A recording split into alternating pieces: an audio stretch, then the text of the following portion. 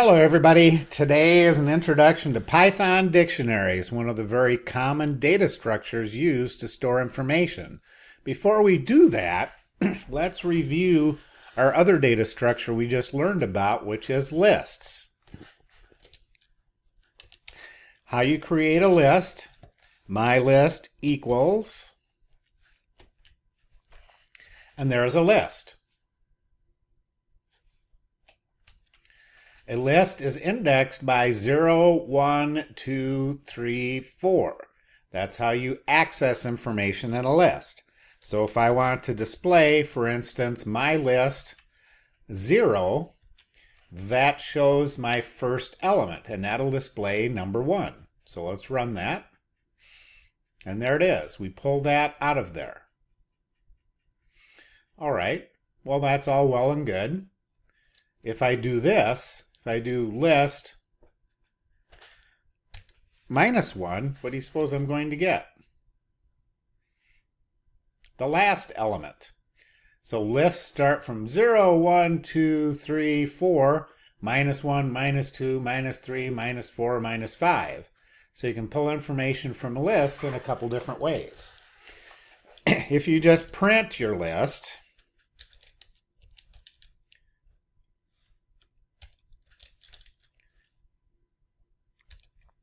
it's not very lovely. It's just 1, 2, 3, 4, 5. However, if we use a for loop, so for each element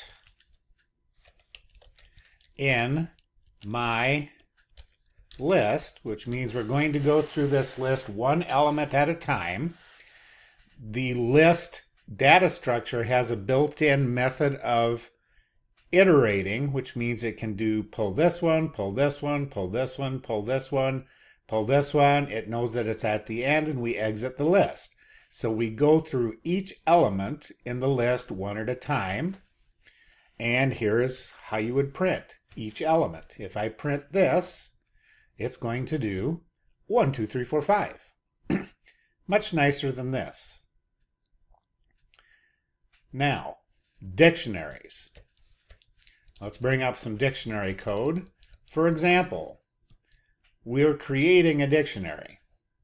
It says create an empty dictionary, but I must have created an empty dictionary before when I was doing this. So dictionaries are key value pairs. There is no 0, 1 indexing. If I type in the key, I retrieve the value.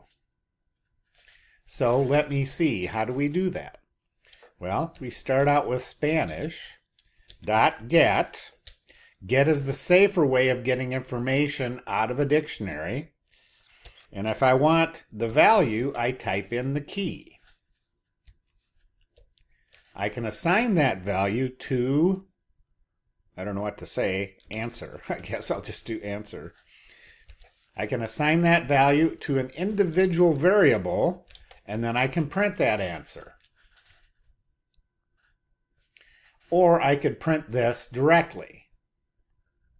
The value of this expression is the value that's here, or the value of the expression with Colorado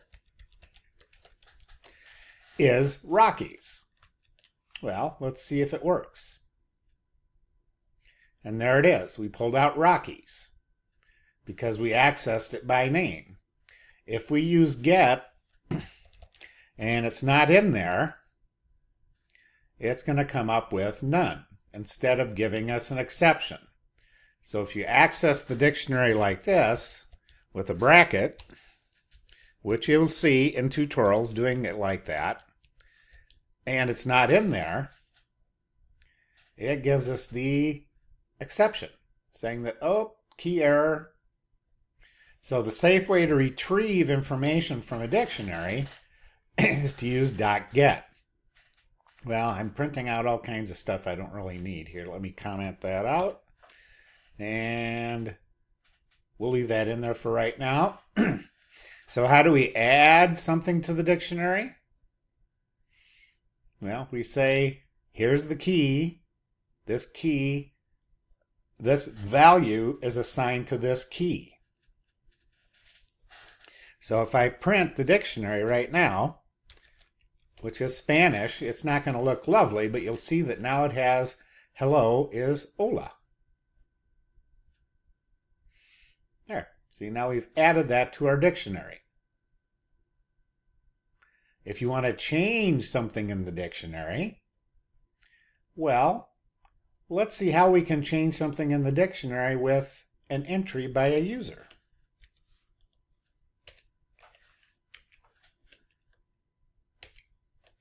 So we're going to enter a key.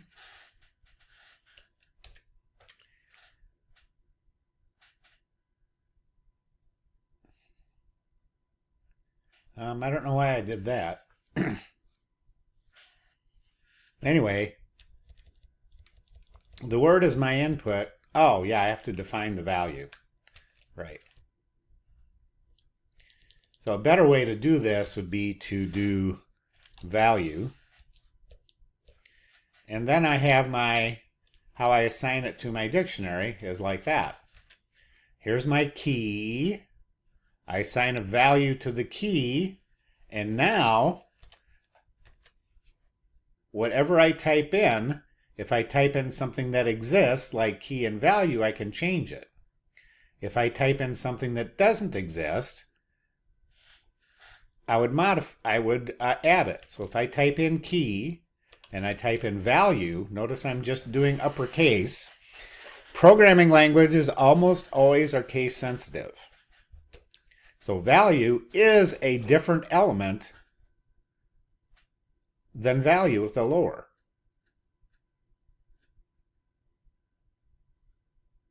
So far, so good.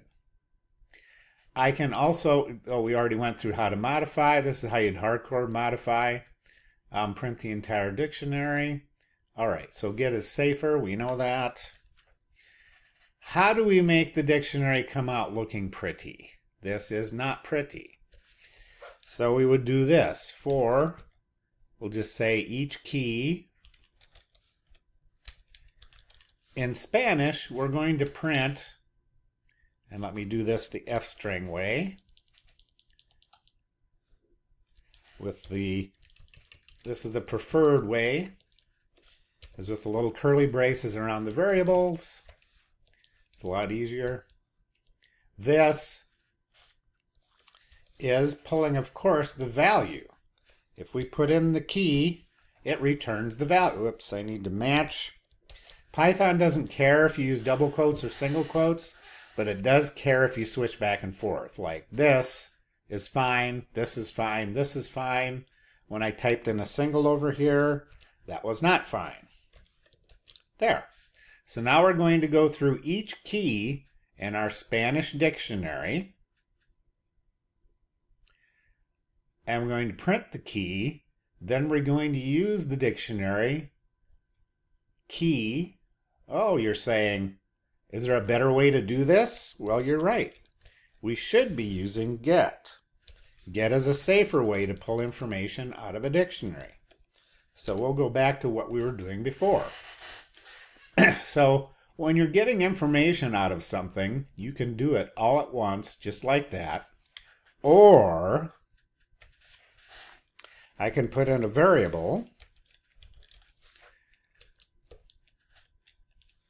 and I can assign this to, we'll just say key. And whoops, that should be key.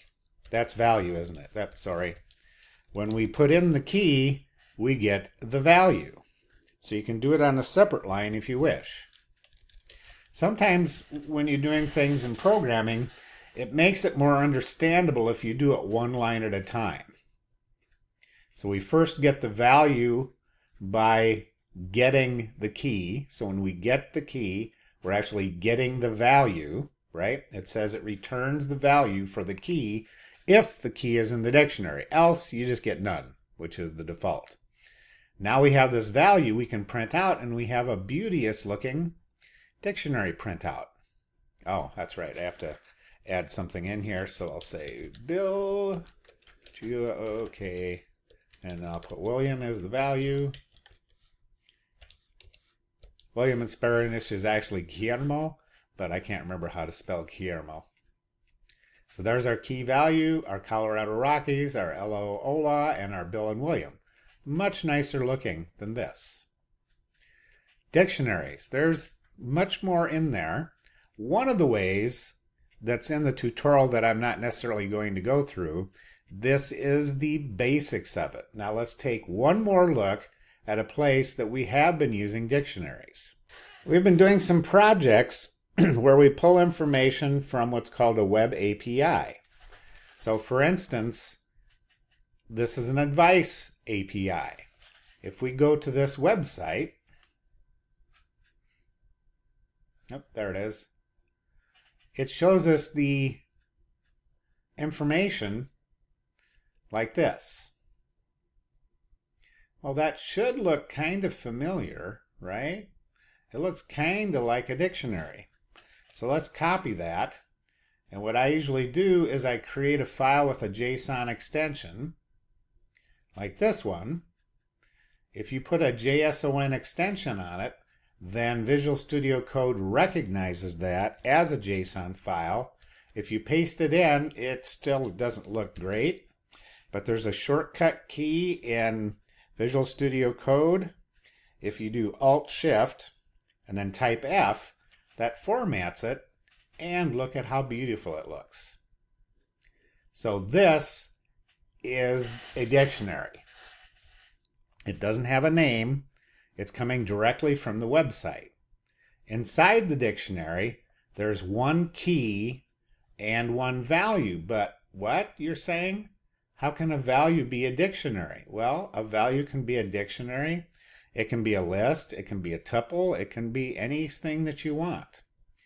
So we start with the dictionary, .get slip, .get advice.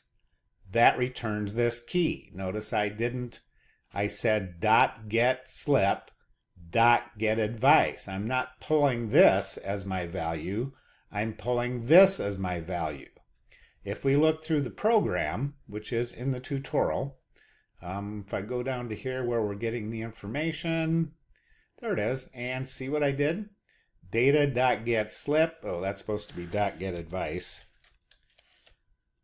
Yeah, I didn't do that right, did I? I didn't follow my own advice. There. That's a safer way to do it, because if this key and this key aren't available, we don't get a big gigantic error. So if I run this guy, I'm pulling in the JSON, it's being converted into a dictionary, and then I can print it out. And there it is. Something goes wrong in life, just plot, twist, and carry on. Okay. So that's one of the places we've been using dictionaries, is getting JSON information from a web API. JSON information, JavaScript object notation, is a text file way of sending information between systems. JSON is like a lowest common denominator that almost any programming system can understand. CSV is another popular format. XML is another popular interchange format. Well, I think that pretty much takes care of it for today. That's a little quick introduction to review of lists, introduction to dictionaries, a little bit of a web API. Don't forget to go through the tutorial and do everything that's in there. And we'll see you later.